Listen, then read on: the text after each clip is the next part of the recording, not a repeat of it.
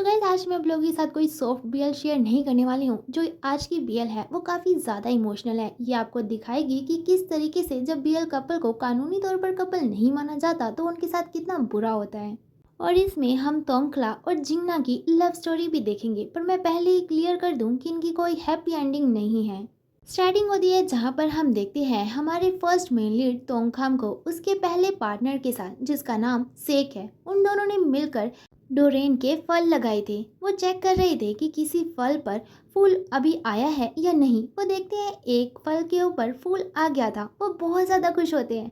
Next हम उन दोनों को साथ में बैठा हुआ देखते हैं, जहाँ पर तोंगखाम काफ़ी ज़्यादा खुश होता है। वो सेक से कहता है जल्दी ही हम लास्ट इंस्टॉलमेंट भी पे कर देंगे और फिर ये सारी ज़मीन तुम्हारे नाम हो जाएगी। सेक उससे अपना पहला डोरेन देता है और कहता है ये हमारा पहला डोरेन, चलो शादी करते हैं। तोंगखाम खुश हो जाता है। दोनों शादी करते हैं।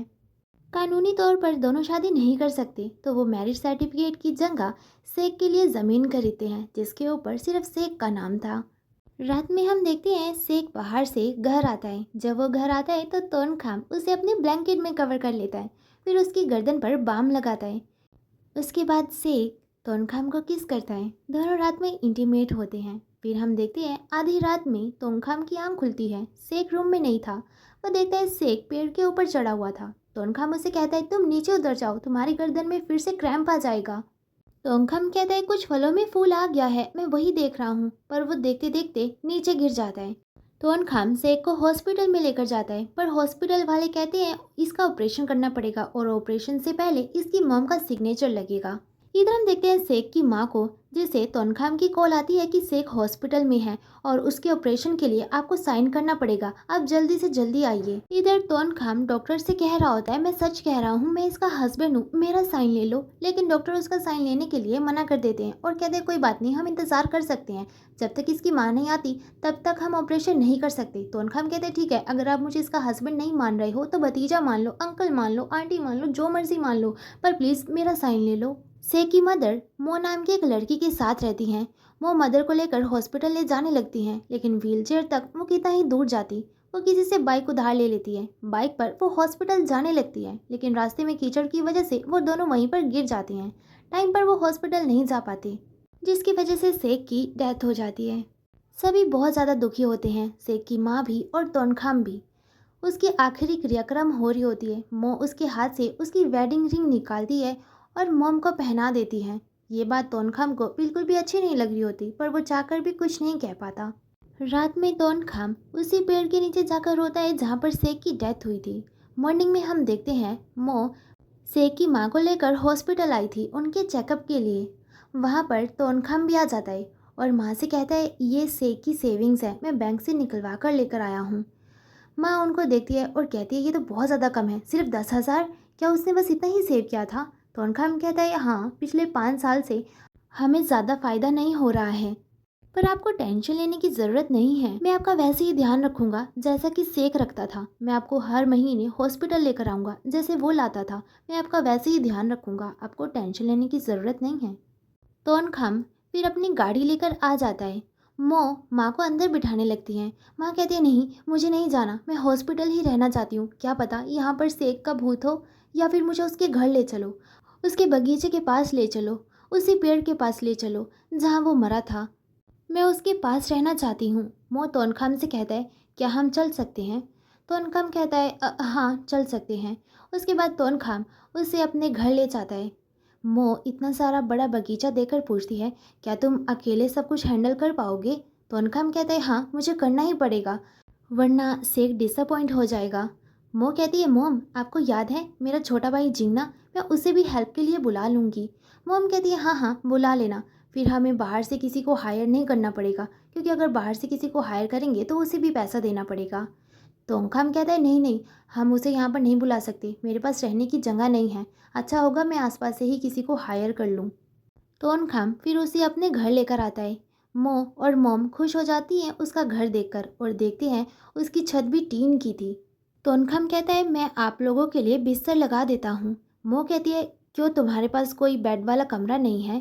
तोनखाम कहता है बस एक ही है, मेरा और सेक का बेडरूम।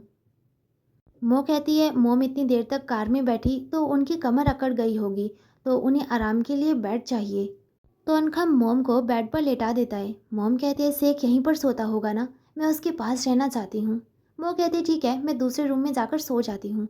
माँ कहते नहीं नहीं रुको, तुम मेरे पास सो जाओ, अगर मुझे किसी चीज़ की ज़रूरत पड़ी तो।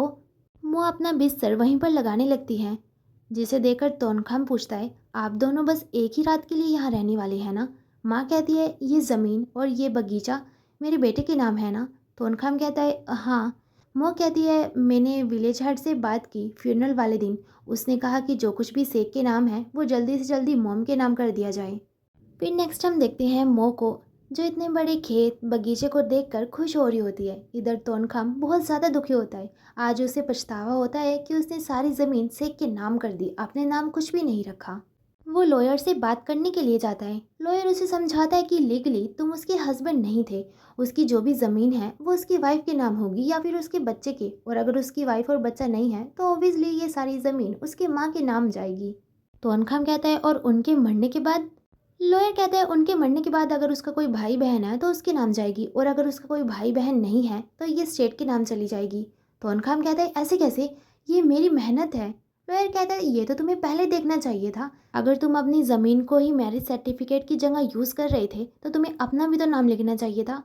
अब तुम्हें खुद को ब्लेम करना चाहिए। नेक्स्ट हम देखते हैं तोनखाम मोम को सेक की शर्ट देता है और कहता है दिन में तो गर्मी होती है पर रात में ठंड होती है। उसके बाद कहता है मोम आपको कुछ भी चाहिए आप मुझसे मांग सकती हैं, मैं आपको दे दूंगा, पर मुझसे बिना पूछे कुछ भी मत लेना, इससे मुझे अनकंफर्टेबल फील होगा। मोम कहती है तो क्या हुआ, ये सब मेरे बेटे का ही तो है, तो मैं लूँ या जो मर्जी करूँ। तोनखाम कहता है मोम क्या ये ज़मीन आप अपने नाम करवाने वाली हैं, पर मैंने और शेख ने मिलकर इस पर मेहनत किया था। मॉम कहती है पर मुझे तो शेख ने कहा था कि उसने खुद से फसल लगाई है, खुद से सारी मेहनत की है। तोनखाम कहता है हाँ उसने मेहनत की है, पर पैसे इन्वेस्ट मैंने किए हैं, लोन मैंने उठाया था, इंटरेस्ट भी मैंने ही पे किया था। छिंगमई में जो मेरा घर था मैंने उसे भी बेच दिया इसे खरीदने के लिए। मॉम मैंने 5 साल तक बहुत मेहनत किया है, तो प्लीज़ इसे मेरे नाम कर दो। मॉम कहती है पता है हमेशा से मैंने कितना मेहनत किया है, अपने हाथों से पत्ता गोभी बेचा है, वो तो बस मैं गिर गई जिसकी वजह से मेरी ये हालत हो गई, अब मुझे कंफर्टेबली जीने दो। और तुम कह रहे हो कि तुमने 5 साल मेहनत किया है, मुझे देखो मैंने 30 साल तक सेक की केयर की है, उसे बड़ा किया है, और अब वो ऐसे मुझे छोड़कर चला गया, मुझे कुछ भी नहीं पता है। लॉयर का भी यही कहना है कि सेक के नाम जो कुछ भी था अब वो मेरा है। और तुम इतना टेंशन क्यों ले रही हो, हम कौन सा तुम्हें यहाँ से भगाने वाले हैं, तुम रह सकते हो जैसे पहले रहते थे। अगले दिन तोनखाम जब अपने पेड़ों पर काम कर रहा था तो वो देखता है मो ने अपने छोटे भाई जिंगना को बुला लिया था। जिंगना विलन नहीं है, जिंगना तो हमारा सेकंड मेन लीड है। मो जिंगना से कहती है ज़्यादा नूडल्स मत खाना, मैं तुम्हारे लिए बड़ा वाला पोर्क बनाने वाली हूँ। थोड़ी देर बाद हम देखते हैं जिंगना डोरियन के पौधों को काटने लगता है। थोनकाम उसे रोकता है और कहते तुम पागल हो गए हो, तुम इसे क्यों काट रहे हो। जिंगना कहता है ताकि फल उगे। तोंगखाम कहते तुम्हें कुछ भी नहीं पता है, क्या तुमने पहले कभी डोरियन उगाया है, यही तो बड़े होकर फल बनेंगे। जिंगना कहता है सॉरी, ये एक फल कितने का है, मैं पे कर सकता हूँ। तोनखाम कहता है नहीं उसकी ज़रूरत नहीं है, बस तुम और तुम्हारी बहन मेरे बगीचों से दूर रहो। जिंगना कहता है मैं तुम्हें थोड़ी पे करने वाला हूँ, मैं तो आंटी को पे करूँगा। तो अनखम गुस्से में वहाँ से चला जाता है। रात में वो अपने सभी फ्रेंड्स को बुलाता है और जोर जोर से म्यूजिक प्ले करता है ताकि मो, उसका भाई और मोम परेशान हो जाए, और वो भी पक्के थे, कोई भी परेशान नहीं होता। अगले दिन तोनखाम अपने फल बेचने के लिए चला जाता है। जब वो वापस आता है तो कोई भी उसके लिए दरवाज़ा नहीं खोलता। वो मो चिल्लाता है पर मो तो उसकी आवाज़ सुनते ही लाइट भी बंद कर देती है। तोनखाम अब बस गुस्से में आ जाता है। वो सीढ़ियों से ऊपर जाता है, अपना सामान उठाता है और अपनी गाड़ी में भरने लगता है। मो को आवाज़ आती है सामान की, तो वो एकदम से बाहर आती है और देखती है तोनखाम सामान लेकर जा रहा था। वो तोनखाम को रोकती है और कहती है रुको, तुम चोरी कर रहे हो। तोनखाम कहता है चोरी मैं नहीं, तुम लोग कर रहे हो, तुम लोगों ने मेरा घर चुरा लिया। वो पुलिस को कॉल कर देती है। तोनखाम गुस्से में आता है और मोम के हाथ से अपनी रिंग निकालने लगता है। मोम कहती तुम ये क्या कर रहे हो। तोनखाम कहता है ये मेरी है। वो कहती है वापस करो रिंग, ये शेख की थी। मोम भी कहने लगती है ये मेरे बेटे की रिंग है। तोनखाम गुस्से में कहता है जब वो पैदा हुआ था तभी से ये रिंग उसके हाथ में थी क्या, मरने तक तो आपने उसके हाथ में ये रिंग देखी भी नहीं थी, ये मैंने अपने खुद के पैसों से खरीदी थी, ये हमारी वेडिंग रिंग थी। मोम कहती है तुमने अपनी भैंसों की तरह जो अपने नाक छिदवाए हैं, इसकी वजह से तुम्हें कुछ भी समझ में नहीं आता है, तुम बहुत बड़े पापी हो। अगर तुम लड़का ना होते और लड़की होते तो शेख मरता नहीं, ये सब तुम्हारी वजह से हुआ है। तोनखाम कहता है आप हर बार बीच में कर्मा को लेकर क्यों आती हैं? और अगर आपको यही बात करनी है तो सेक आपकी वजह से मरा। आप इस हालत में हैं कि चल फिर नहीं सकती, जिसकी वजह से आपको आने में देर हो गई और सेक की मौत हो गई। ये सब आपकी वजह से हुआ। निकलो मेरे बेड से, ये मेरा बेड है। तोनखाम गुस्से में मॉम को बेड से उतारने लगता है। फिर वहाँ पर जिंगना भी आ जाता है जो तोनखाम से लड़ता है।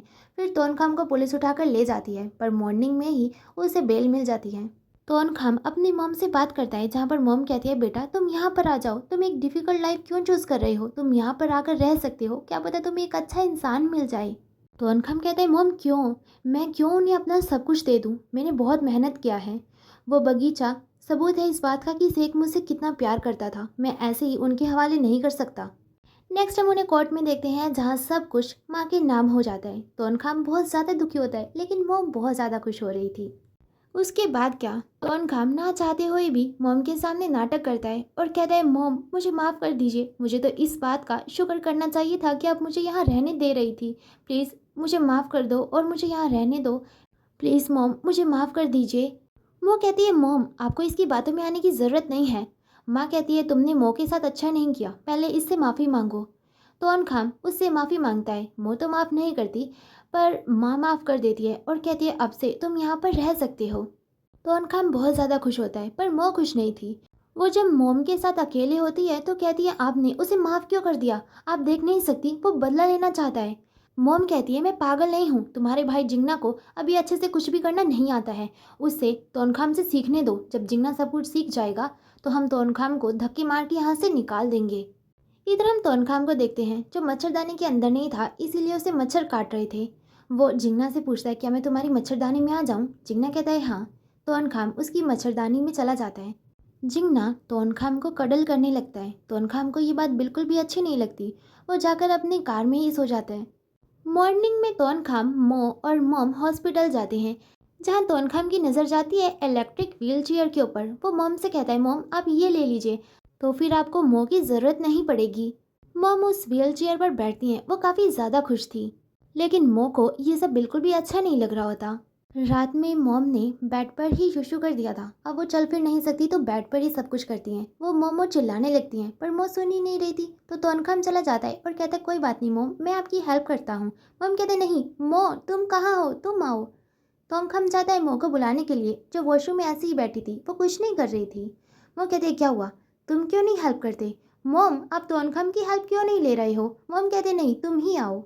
मो कहती है देखा, तुम चाहे उन्हें कितना भी प्लीज़ करने की कोशिश करो, पर इन दी एंड वो मुझ पर ही ट्रस्ट करती हैं, तुम पर नहीं। तो अनखम भी कहता है तो तुम्हें क्या लगता है वो तुम्हें कुछ देंगी? वो तुम्हें अपनी बेटी नहीं समझती हैं, तो तुम भी कुछ उम्मीद मत रखना। तो उसके बाद हम देखते हैं तो अनखाम जिंगना को सिखा रहा होता है कि उसे स्प्रे कैसे करनी है। वो बताने लगता है कि सेक कैसे करता था। वो कहता है स्प्रे फेस पर नहीं जानी चाहिए, तुम्हें पता है एक बार सेक के फेस पर चली गई थी, उसे काफ़ी जलन हुई थी। जिंगना कहता है तुम्हें पता है तुमने कितनी बार सेक का नाम लिया है? सच में तुम उससे बहुत ज़्यादा प्यार करते थे, पर क्या वो भी करता था? तो अनखम कहता है हाँ वो मुझे बहुत प्यार करता था, यहाँ पर जितने भी फल हैं उनसे भी ज़्यादा।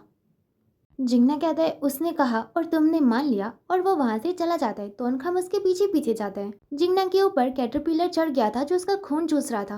वो खारिश करने लगता है। तोनखाम कहता है ऐसे स्क्रैच मत करो, अपनी शर्ट निकालो, मैं नमक वाला पानी लगा देता हूँ। जिंगना अपनी शर्ट निकालता है। तोनखाम कैटरपिलर को हटाता है और उसे नमक लगाते हुए पूछता है मुझे मो के बारे में बताओ, क्या वो सेक के क्लोज थी? जिंगना कहता है मैं तुम्हें क्यों बताऊं? तोनखाम उसे टच करने लगता है और कहता है इसके बदले में। तोनखाम उसे बहुत ही अच्छे तरीके से सेड्यूस कर रहा होता है, जिससे जिंगना भी सेड्यूस हो रहा होता है। उसके बाद हम देखते हैं तोनखाम चला जाता है सेक के पुराने घर, जहाँ पर उसकी मोम और मो रहती थी। वहाँ पर कैबेज के काफ़ी सारे बकेट्स थे, वैसे ही बकेट्स जैसे सेक तोनखाम को दिया करता था। वो वापस अपने घर चला जाता है। वो काफ़ी ज़्यादा दुखी होता है क्योंकि उसे सेक की सच्चाई पता चल गई थी। वो अपनी वेडिंग रिंग भी गुस्से में निकाल देता है। उसके बाद रूम में जाता है जहाँ पर जिंगना बैठा हुआ था। तोनखाम कहता है अगर उसके पास तुम्हारी बहन थी तो उसने मेरे साथ ऐसा क्यों किया? जिंगना कहता है क्योंकि उसे एक पति चाहिए था, पैसे के लिए, काम के लिए, और एक बीवी चाहिए थी जो उसकी माँ का ध्यान रखे। तो अनखम फिर जिंगना की तरफ देखता है और उसे मच्छरदानी के अंदर से ही किस करने लगता है। उसके बाद जिंगना भी मच्छरदानी निकालता है और उससे किस करता है। दोनों रात में इंटीमेट होते हैं। मॉर्निंग में हम देखते हैं तो अनखम सेक की फ़ोटो के आगे प्रे कर रहा होता है। वहाँ पर मो भी आती है। पहले तो वो वहाँ से जाने लगती है, उसके बाद वो भी फोटो के पास खड़ी हो जाती है और कहती है पता है सेक मेरे लिए रोज कैबेज लीफ के बकेट बनाता था। तो उनखाम कहता है तो क्या मेरे जो फल हैं वो तुम्हारे बकेट से ज़्यादा वैल्यूएबल थे? तभी तो शायद उसे इन फलों से ज़्यादा प्यार था। वैसे तुम तो लड़की थी, उसने तुमसे शादी क्यों नहीं की अगर वो तुमसे इतना ही प्यार करता था? वो कहती है वो बस तुम्हें दिखाता था कि वो तुमसे प्यार करता है ताकि तुमसे पैसे जमा करके वो मुझसे शादी कर सके। नेक्स्ट हम देखते हैं तोनखाम मॉम को बता रहा होता है कि ये सारे फ्रूट कितने ज़्यादा महंगे बिकेंगे। एक फ्रूट 160 भाट का बिकेगा और उसके पास इतने सारे फ्रूट हैं कि वो आराम से 2 मिलियन कमा लेगा। मॉम बहुत ज़्यादा खुश होती हैं। तोनखाम कहता है पर उससे पहले मैं आपको एक बात बताना चाहता हूँ। शेख आपको ट्रिब्यूट देने के लिए कुछ दिन तक मॉन्क बनना चाहता था। अब आपकी जगह मैं वो करना चाहता हूँ। अगर मैं वो करूँगा तो क्या आप मुझे अपना बेटा मानेंगी? मॉम कहती है पहले तुमने जो बोला है वो करके दिखाओ, यानी कि सारे फ्रूट बेचकर 2 मिलियन कमा कर दिखाओ। उसके बाद हम देखते हैं तोनखाम शेख की विश पूरी कर रहा था। वो मॉम के लिए मॉन्क बन रहा था। मॉन्क बनने से पहले जो भी रस्म होती है तोनखाम वो सब पूरी करता है। उसके बाद हम देखते हैं जिंगना उसे अपने कंधों पर बिठाता है और फिर कहता है तुम्हें टेंशन लेने की ज़रूरत नहीं है, जब तुम मंदिर में होगे तो तुम्हारे बगीचे का मैं अच्छे से ध्यान रखूंगा। तोनखाम खुश होता है। नेक्स्ट हम देखते हैं जिंगना ऐसा ही कर रहा होता है जैसा उसने तोनखाम से कहा था। वो पानी चला रहा होता है। मो उसके पास आ जाती है और कहती है पानी को पूरे फ्लो में चला दो, बहने दो इसके सारे फ्रूट्स। लेकिन जिंगना ऐसा करने के लिए मना कर देता है। वो कहती है तुम्हें पता है जब तुम्हारे पास काम नहीं होता था तो मैं सेक के पैसों में से तुम्हें पैसे देती थी। मैंने सोचा यहाँ पर आकर तुम कंफर्टेबली अपनी लाइफ जी पाओगे, पर तुम ये क्या कर रहे हो? तुम्हें पता है अगर ये फ्रूट बेचकर उसने 2 मिलियन कमा लिया तो माँ उसे अपना बेटा मान लेगी और हमारे पास कुछ भी नहीं बचेगा, वो हमें यहाँ से निकाल देगा। जिंगना कहता है तुम्हें तोनखाम पर बिल्कुल भी तरस नहीं आता? वो कहती है बचपन से लेकर आज तक मैंने कितना कुछ सहा है, कभी किसी को मेरे ऊपर तो तरस नहीं आया, तो मुझे क्यों आएगा किसी और पर तरस? जिंगना भी रात भर पानी को चला कर रखता है जैसा कि मो ने कहा था। मॉर्निंग में हम देखते हैं तोनखाम अपने सभी मोंग फ्रेंड्स के साथ वहाँ से जा रहा होता है। जब वो इतना सारा पानी देखता है तो वो जिंगना से पूछता है ये सब क्या है? जिंगना कहता है लगता है पानी का टाइम चेंज करना पड़ेगा। नेक्स्ट हम देखते हैं रात में फिर से जिंगना ने पानी चला दिया था, लेकिन वहाँ पर तोनखाम आ जाता है। तोनखाम बहुत ज़्यादा दुखी होता है क्योंकि उसके बहुत सारे फ्रूट्स खराब हो गए थे। तोनखाम के पास अब फ्रूट्स कम थे तो वो मार्केट में जाता है और सभी से रिक्वेस्ट करता है कि वो 200 के दाम में उससे ये फ्रूट्स खरीद ले, पर कोई भी मानता नहीं क्योंकि 160 से सीधा 200 में वो कैसे ही खरीदेंगे। इधर हम देखते हैं मो को जो गांव के फेस्टिवल में काफ़ी ज़्यादा इंजॉय कर रही थी और एक कुत्ता कमीना पुलिस वाला उसके साथ फ्लर्टिंग कर रहा था। रात में हम देखते हैं तोनखाम जब वापस आता है तो बारिश शुरू हो जाती है। उसे डर लगने लगता है कि बारिश में उसके बाकी के फ्रूट्स भी गिरकर खराब ना हो जाएं। वो देखता है सभी पेड़ पर फ्रूट्स को अच्छे से बांधा हुआ था। वो दूसरे पेड़ पर जाकर देखता है तो जिंगना ये सब कर रहा था। जिंगना कहता है मैंने फ्रूट्स को बांध दिया है, अब ये गिरेंगे नहीं। मॉर्निंग में हम देखते हैं जिंगना तोनखाम से माफ़ी मांग रहा होता है। तोनखाम कहता है कोई बात नहीं। उसके बाद जिंगना कहता है तुम्हारे जब फ्रूट्स बिक जाएंगे उसके बाद मैं मो को लेकर यहाँ से चला जाऊँगा। तोनखाम कहता है नहीं, मैं चाहता हूँ कि तुम मेरे पास रहो। जिंगना ये सुनते ही तोनखाम को किस करता है। नेक्स्ट हम उन दोनों को साथ में रेस्ट करता हुआ देखते हैं। मो आती है और देखती है सारे फ्रूट सेफ थे, किसी भी फ्रूट को कुछ भी नहीं हुआ था। उसे बहुत ज़्यादा गुस्सा आ रहा होता है कि इतनी बारिश में भी ये फ्रूट ख़राब कैसे नहीं हुए। थोड़ी देर बाद तोनखाम को कॉल आती है मार्केट से। सारे फ्रूट्स बारिश की वजह से ख़राब हो गए थे तो वो तोनखाम से पूछती हैं कि क्या वो उसके सारे फ्रूट्स खरीद सकते हैं। तोनखाम खुश हो जाता है और कहते हैं हाँ हाँ बिल्कुल। इधर हम मो को देखते हैं जो माँ को लेकर मार्केट जाती है और फिर कहती है अब तो जिंगना को सब कुछ करना आ गया है तो क्यों ना हम तोनखाम को यहाँ से भगा दें। मॉम कहती क्या तुम स्कूल नहीं गई, तुम्हें कुछ भी नहीं पता है। जिंगना को अभी बेचना नहीं आता, तोनखाम उन्हें अच्छे से बेच सकता है। इधर जिंगना और तोनखाम एक ऐसी प्लेस पर आए थे जहाँ पर विशेष पूरी होती हैं। जिंगना पूछता है तोनखाम तुमने क्या मांगा? तोनखाम कहता है मैंने मांगा कि मैं बहुत टाइम तक तुम्हारे साथ रहूं। जिंगना कहता है ये तो झूठ है, सफ़ेद झूठ, आप सच सच बोलो तुमने क्या मांगा? तोनखाम कहता है मैंने मांगा कि मुझे मेरा बगीचा फिर से वापस मिल जाए।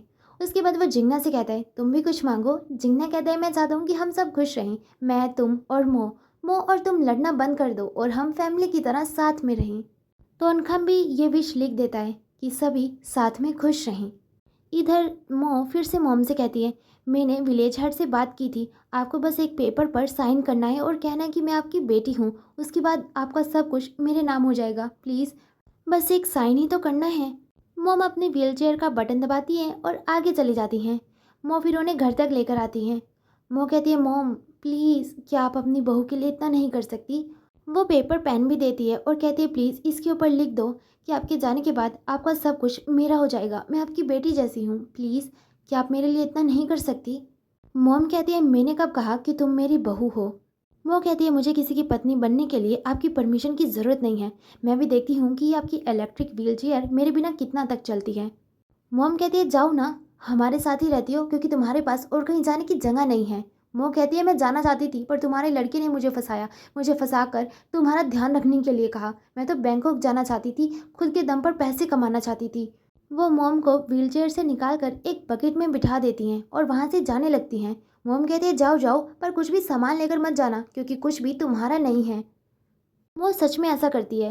वो बस एक पतली सी शर्ट पहनती है और बाकी सब कुछ छोड़कर वहाँ से जाने लगती हैं। जब मॉम देखती हैं कि सच में वो जाने वाली हैं तो वो आवाज़ लगाने लगती है मॉम बेटा वापस आ जाओ, तुम जो चाहती हो मैं करने के लिए तैयार हूँ, लो मैं साइन कर देती हूँ।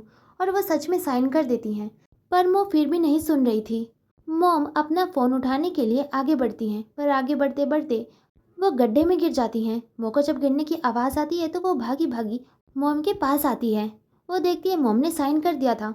तो वो सोचती है अब इस बुढ़िया को बचाने का क्या ही मतलब है। वो चुपचाप बेड पर जाकर सो जाती है। मॉम चिल्लाते रह जाती है मो मो, पर मो कहाँ सुनने वाली थी। उसे तो जो चाहिए था उसे मिल गया। जिंगना और तोनखाम अपने फ्रूट्स बेचकर काफ़ी सारे पैसे लेकर वापस आते हैं। तोनखाम जब वापस आता है तो उसे पता चलता है सेक की मॉम की डेथ हो गई और सब कुछ मो के नाम हो गया। वो काफ़ी ज़्यादा दुखी होता है और वो सारे पैसे भी मो के हाथ लग जाते हैं क्योंकि बगीचा मो के नाम हो चुका है तो उसके बिके हुए फ्रूट्स के पैसे भी उसी के होंगे। मो उसी पुलिस वाले से शादी कर लेती है। इधर तोनखाम और जिंगना साथ में बैठे थे। तोनखाम कहता है जिंगना जहाँ भी मैं जाऊँगा क्या तुम मेरे साथ चलोगे? जिंगना कहता है तुम्हें कहीं भी जाने की ज़रूरत नहीं है, मैं मो से बात कर लूँगा, हम दोनों यहीं पर रह सकते हैं। तोनखाम कहता है जिंगना क्या तुम मुझसे शादी करोगे? जिंगना हाँ कहता है। उसके बाद वो दोनों शादी करते हैं। इधर मो पुलिस वाले से शादी कर रही थी, इधर जिंगना तोनखाम से। तोनखाम और जिंगना ऑफिशियली तो शादी नहीं कर सकते यानी कि लीगली तो शादी नहीं कर सकते, इसीलिए वो गुटली के ऊपर ही अपना नाम लिख देते हैं यानी सिग्नेचर कर देते हैं। केक की जगह वो अपना फल खाते हैं। गाइस थाईलैंड में जब ये मूवी बनी थी तब सेम सेक्स मैरिज अलाउड नहीं थी यानी कि लड़का लड़के साथ में शादी नहीं कर सकते, उसी तरीके से दो लड़कियां भी साथ में शादी नहीं कर सकती थी उस टाइम पर अब वो लीगली शादी कर सकते हैं। तोनखाम जिंगना से कहता है जिंगना एक बार तुमने मुझसे कहा था कि ये सब कुछ मेरा है। जिंगना कहता है हाँ मैं आज भी कहता हूँ, चाहे कोई कुछ भी कहे पर मुझे पता है ये सब तुम्हारा है। उसके बाद तोनखाम जिंगना को मना लेता है कि आज रात में वो सारे फ्रूट को चोरी करेंगे। वो सारे फ्रूट को अपने ट्रक में भरने लगता है। इधर मो जिंगना को देखने के लिए आती है पर फिर उसे आवाज़ें आने लगती हैं। वो बाहर जाकर देखती है तो वो अपने ट्रक में फ्रूट भर रहे थे। वो फ्रूट्स को गिराने लगती है और कहती है ये फ्रूट मैं तुम्हें चोरी नहीं करने दूंगी। जिंगना तुम इसके साथ क्यों हो? तुम अभी के अभी घर में वापस आओ वरना मैं विश करती हूँ कि तुम्हारे साथ भी वही हो जो सेक के साथ हुआ था। जिंगना कहते हैं हाँ हाँ तुम चाहती हो मुझे भी उसी तरीके से मारना जैसे तुमने सेक को मारा था। तो अनकाम के तो कान ही खड़े हो जाते हैं कि क्या मो ने सेक को मारा था। कुछ फ्रूट्स पानी में भी चले गए थे तो जिंगना पानी से फ्रूट को निकालने के लिए चला जाता है। तो अनखाम मो की तरफ देखने लगता है।